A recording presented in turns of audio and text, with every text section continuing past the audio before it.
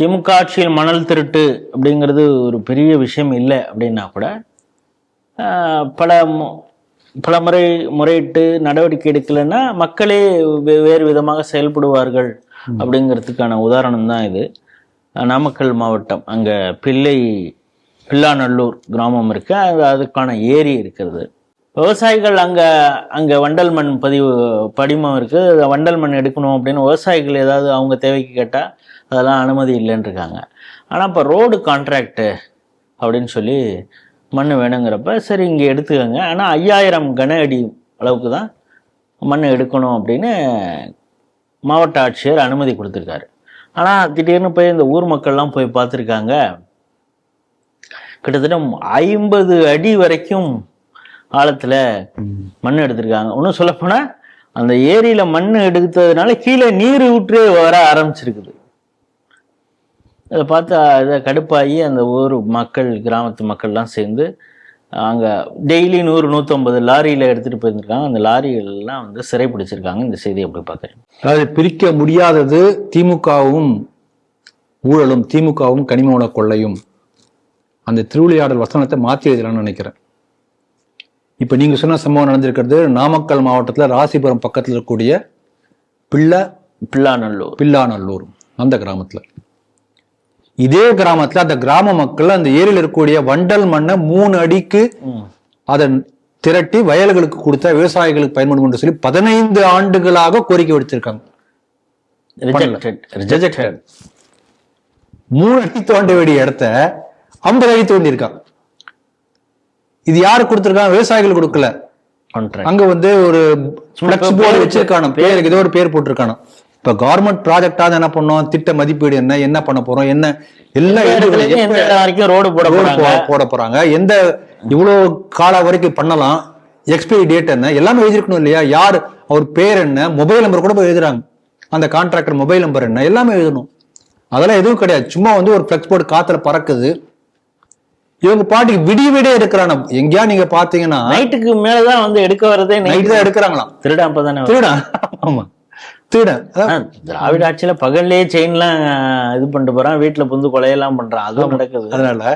அதனால அந்த நாங்கள் ஆட்சிக்கு வந்தால் 5வது நிமிஷத்துல மணல் கொள்ளையை ஆரம்பிப்போம் என்ற சூழலைத்து செஞ்சுட்டே இருக்காங்க. இது வரைக்கும் 11:05 அவங்களோட எதுல கிளாக் 11:05 இருக்கு.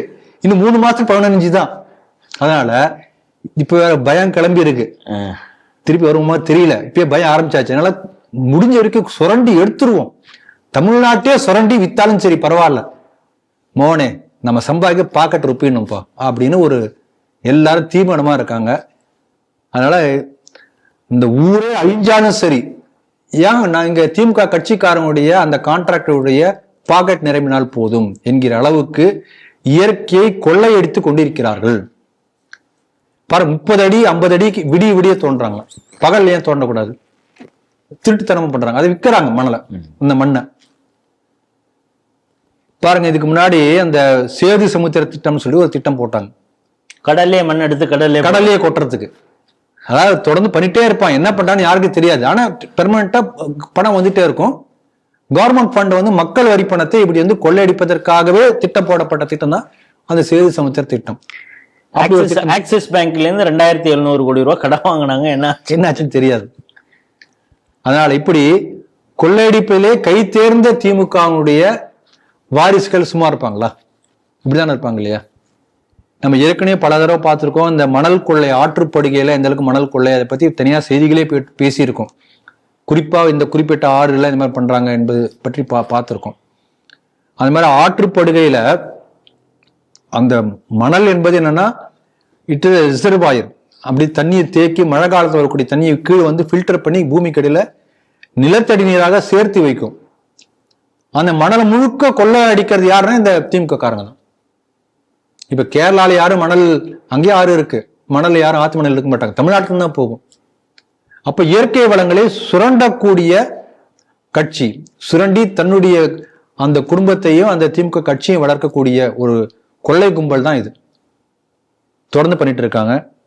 பாருங்க, பொதுவா காட்டுக்குள்ளார கனிம வளங்கள் எடுக்கக்கூடாது என்பது ரூல்ஸ், கவர்மெண்ட் ரூல்ஸ் எல்லா இடத்துலயும் அப்படிதான் இருக்கு. இப்ப இவங்க ஆட்சி என்ன பண்றாங்க, ரிசர்வ் ஃபாரஸ்டா இருந்தாலும் உள்ளுக்குள்ளார 1 கிலோமீட்டர் வரைக்கும் போய் நீங்க எல்லாத்தையும் எடுத்துக்கலாம். அப்ப காட்டை அழிக்கிறது ஒரு பக்கம், காட்டுக்குள்ளார போய் என்ன பண்ண யாருக்கு என்ன தெரியும். அப்ப திருட்டுத்தனம் பண்ணுவதற்கான எல்லா வகையான வாய்ப்புகளையும் ஏற்படுத்தி கொடுக்கிறார்கள். புரிஞ்சுங்களா? அதனால இந்த மக்களாட்சியில மக்கள் சக்தி தான் வெல்லும் என்று சொல்வார்கள். இந்த மக்களை பாராட்டுகிறோம், வணங்குகிறோம். மக்கள் சக்தியை நிரூபித்திருக்கிறார்கள். கவலைப்படாம எல்லாம் ரோடுக்கு வந்து மறிச்சு அதை சிறைப்பிடித்திருக்கிறார்கள். அதனால வெற்றி கிடைச்சிருக்கு. அவங்களுடைய ஒற்றுமைக்கு நம்முடைய பாராட்டுதல்கள், நிச்சயம் பாராட்டணும். அதே போல நம்ம என்ன ஒரு முக்கியமான ஒரு விஷயம் நம்ம கவனிக்க என்னன்னா, இந்த கொள்கை அளவிலே பாலிசியே பல விஷயங்களை நம்ம அரசாங்கத்துல மாற்ற வேண்டியிருக்கிறது. அதுல முக்கியமா நம்ம ஏற்கனவே பல முறை பார்த்திருக்கோம். அந்த காலத்துல கோயில்லாம் ஊர் மக்களுடைய கையில் இருந்தது. எங்க ஊர் கோயில் என்று சொல்லுவோம். அந்த ஊர் மக்கள் கையில் இருந்த கோயிலை பிடுங்கி HRMC கொடுத்தான். என்ன பண்றான்? மக்களிடமிருந்து கோயிலை பிடுங்குறான், பிரிக்கிறான். அப்பயும் மக்கள் போய்கொண்டிருக்கிறார்கள், அது வேற விஷயம். ஆனால் கூட என்னுடைய கோயில் என்கின்ற அந்த எண்ணத்தை கொஞ்சம் கொஞ்சமாக தகர்க்கக்கூடிய வேலையை இந்த திராவிட கட்சி செஞ்சது. அதே போல பிரிட்டிஷ் காலத்துல தான் பாத்தீங்கன்னா வந்து அந்த இந்த சுதந்திர பாரதம் வருவதற்கு முன்பு உள்ள அமைப்பு, அந்த நீர் ஆதாரம் இருக்கலாம், அல்லது ஒரு கிராமத்தில் உள்ள ஒரு வளங்கள் இருக்கலாம், அதெல்லாம் வந்து கிராமத்துடைய உள்ளாட்சி அமைப்புகள் கையில் இருந்தது.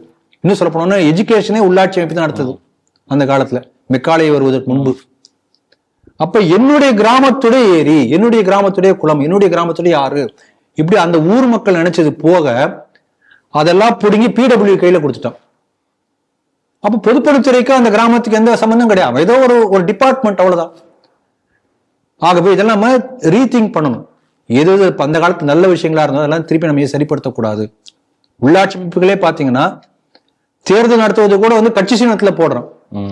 அப்ப அங்க கட்சி தான் வருது, கட்சி சின்னத்துல நிக்க கூடாது. உள்ளாட்சியில அந்த உள்ளாட்சியில ஒருத்தர் பிரபலமான ஒருத்தர், நல்ல ஒருத்தர் யாரோ எந்த கட்சி சின்னமும் இல்லாம போட்டி போடணும் என்ற மாதிரி நம்மள மாத்தணும். இப்படிலாம் செய்தாதான் வந்து இந்த பாலிசியெல்லாம் மாத்தினாதான் பல விஷயங்கள் மாறும் என்று நினைக்கிறேன். ஆனா நல்ல விஷயம், அந்த மக்கள் ஒன்று சேர்ந்து போராடி இருக்கிறார்கள். இதே போல எல்லா இடத்துலயும் மக்கள் போராட வேண்டும். அப்போதுதான் தமிழ்நாடு காக்கப்படும். இல்லாட்டி இருக்கிற 3 மாசத்துல எல்லாத்தையும் சுரண்டிடுவாங்க. அந்த மக்களுக்கு வணக்கங்கள்.